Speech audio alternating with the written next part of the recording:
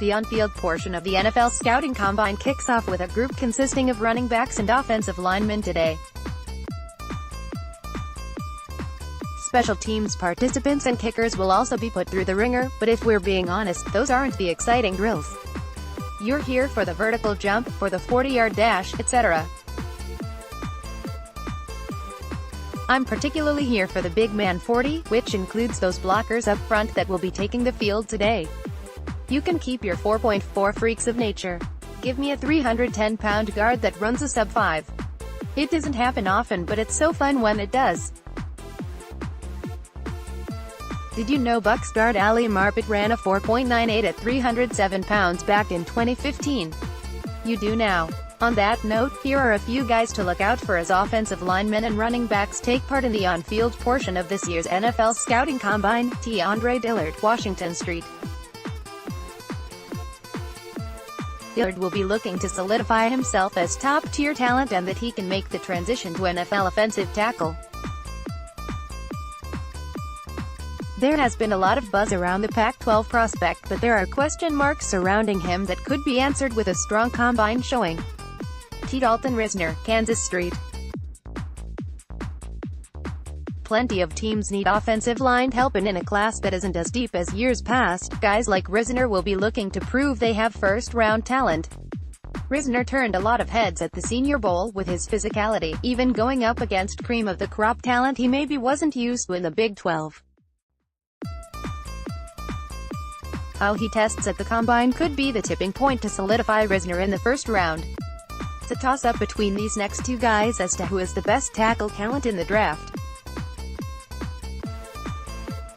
Both went up against premium talent in the SEC and proved themselves in the college ranks. Taylor is a junior, and Florida native, who started 12 of 13 games for the Gators in 2018. He was part of a unit which allowed just 18 sacks over the course of the season. T. Jonah Williams, Alabama, touted as one of the best offensive linemen in this year's draft. It's been said that Williams could make the switch to guard at the NFL level. The former Tide tackle has national championship experience under his belt as a part of two championship teams in 2016 and 2017. Williams started as a true freshman in 2016 and after his junior year as a projected instant starter by NFL.com won a grade of 6.30. His combine testing should only reinforce that projection and maybe give more clues as to which positions he translates best to at the next level. Jibo Benchowel, Wisconsin. This is a guy that was at the Senior Bowl and probably didn't make the impression he'd like to have made during the week of practices.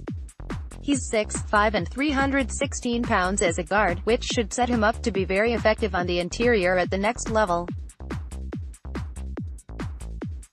The Combine will be a chance at redemption for the Wisconsin guard whose stock is waning a bit after garnering buzz prior to Mobile. Ford is probably the highest-graded guard in the draft and a first-round prospect for a team needing to shore up the interior of its line. There aren't really any questions that need to be answered about a guy who also has an instant starter grade on NFL.com, but it'll be interesting if he sets himself apart from the rest of his position group during combine testing. Samia looked good in the Senior Bowl and has experience blocking for quarterbacks of a smaller stature in college. Before Kyler Murray, it was Baker Mayfield in the pocket at Oklahoma and Samia stood up to the test. Now, to see if he stands up to combine tests.